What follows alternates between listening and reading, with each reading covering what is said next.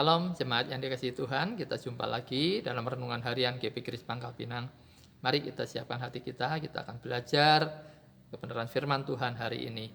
Kita berdoa. Bapa kami dalam surga, kami bersyukur untuk hari ini. Terima kasih untuk anugerah-Mu, kesempatan Tuhan berikan hari ini buat kami. Terima kasih untuk hari-hari kami, Tuhan terus pimpin, Tuhan terus pelihara. Hari ini juga kami tidak mau sia-siakan, kami terus mau berjalan bersama dengan Engkau. Perlengkapi kami dengan kebenaran firman-Mu dan pimpinlah kami, bentuklah kami. Demi nama Tuhan Yesus kami berdoa. Amin.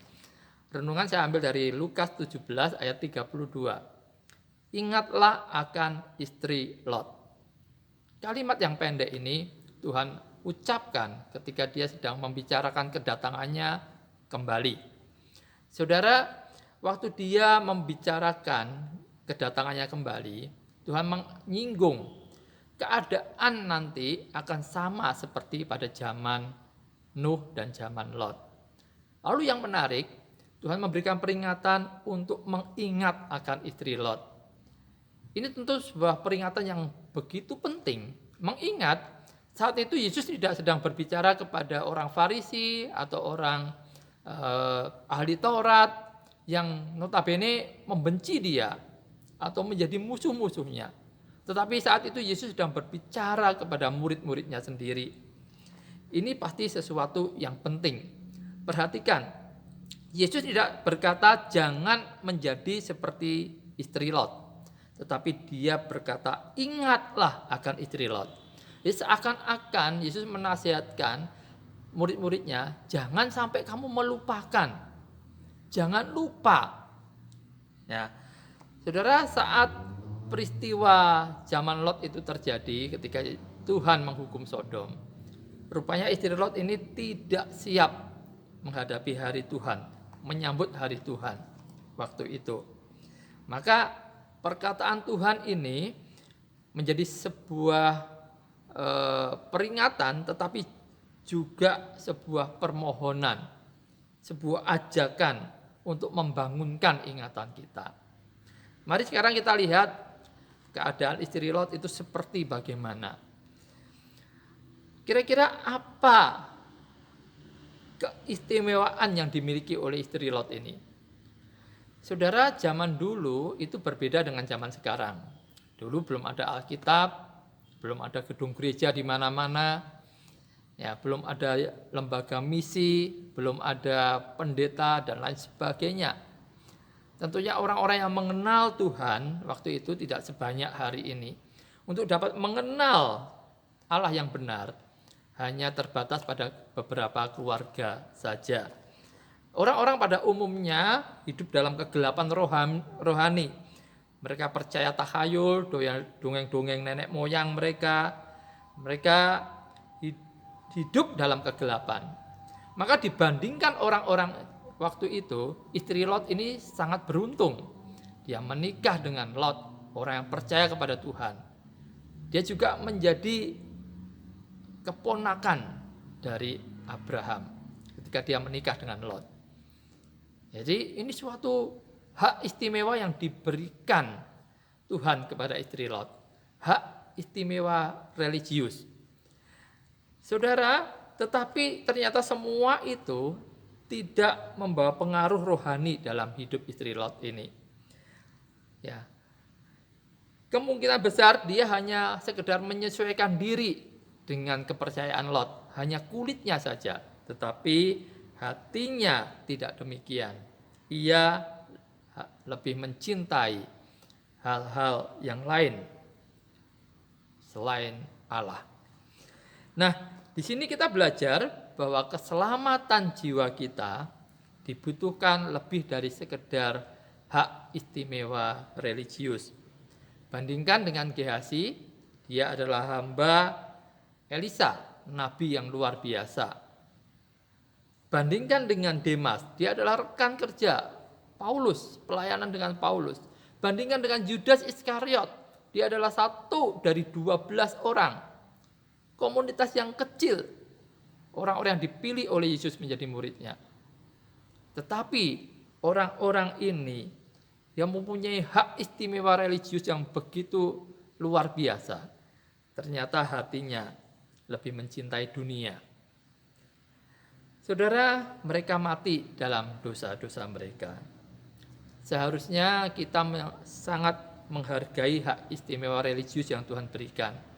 Kalau kita lahir dari keluarga Kristen, itu hak istimewa religius yang luar biasa. Kita punya pasangan hidup yang percaya Tuhan, itu hak religius yang luar biasa. Hidup kita dekat dengan gereja, kita bisa beribadah dengan bebas, kita bisa melayani, bahkan kita bisa mengakses, kita bisa melihat, kita mendengar pengajaran-pengajaran yang baik, yang benar, dengan melimpah. Itu hak-hak religius yang Tuhan berikan. Ya saudara, mari kita gunakan hak itu dengan rasa penuh syukur, sehingga dapat memberi manfaat yang baik kepada kehidupan kita.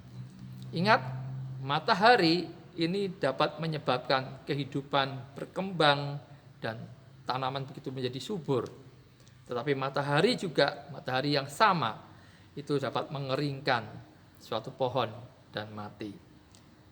Tidak ada sesuatu yang dapat begitu mengeraskan hati kita daripada keakraban dengan perkara-perkara rohani yang mandul. Kita begitu akrab dengan perkara-perkara rohani, tetapi mandul. Itu akan membuat kita memiliki hati yang keras. Maka, saudara, keselamatan jiwa kita tidak tergantung kepada orang lain, keluarga, pasangan hidup kita, tetapi keselamatan jiwa kita tergantung pada karya Roh Kudus dalam hati kita sendiri, dalam hati saudara sendiri.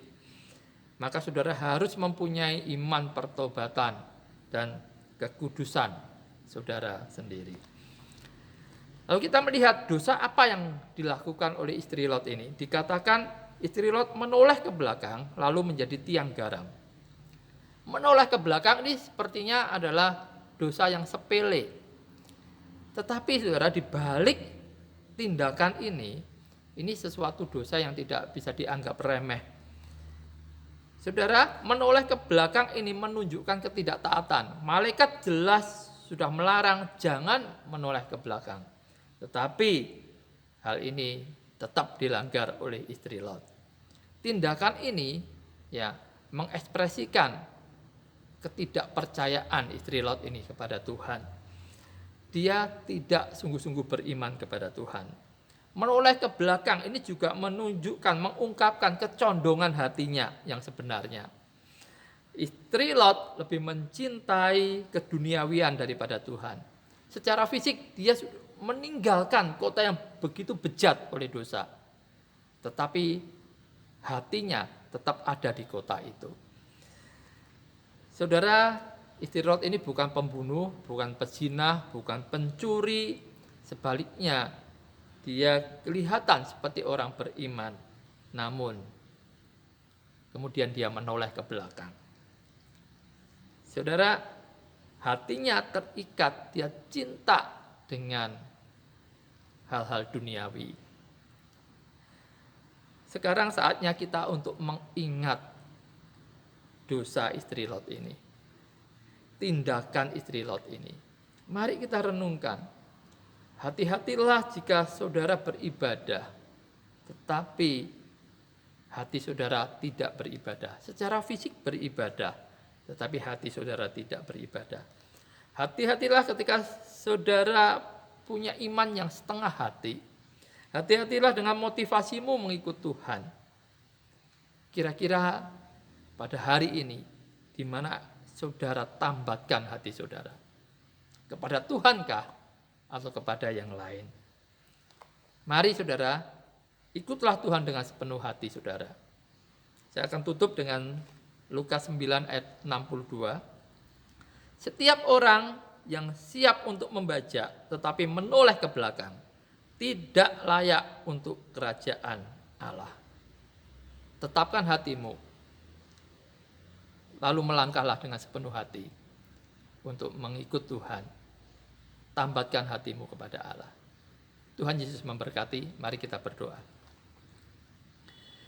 Bapa, terima kasih untuk kebenaran firman-Mu yang kami renungkan. Bentuklah hidup kami, Allah Roh Kudus tolong kami. Ubahkan hidup kami, mohon kasih karunia-Mu supaya kami sungguh-sungguh menjadi orang yang sepenuh hati mengasihi Engkau, mencintai Engkau. Sepenuh hati orang yang percaya kepada Engkau. Tuhan tolonglah kalau ada keraguan-raguan di antara umat-Mu selama ini dalam mengiring Engkau. Tuhan tolong, Tuhan Engkau pulihkan, Tuhan Engkau kiranya memberikan kasih karunia supaya kami tidak menyia-nyiakan hak istimewa yang Tuhan berikan kepada kami, hak istimewa religius yang saat ini kami miliki, supaya kami sungguh dapat memanfaatkannya untuk pertumbuhan iman kami. Terima kasih Tuhan, berkati seluruh umat Tuhan. Demi nama Tuhan Yesus kami berdoa. Amin. Sampai jumpa lagi, Tuhan Yesus memberkati.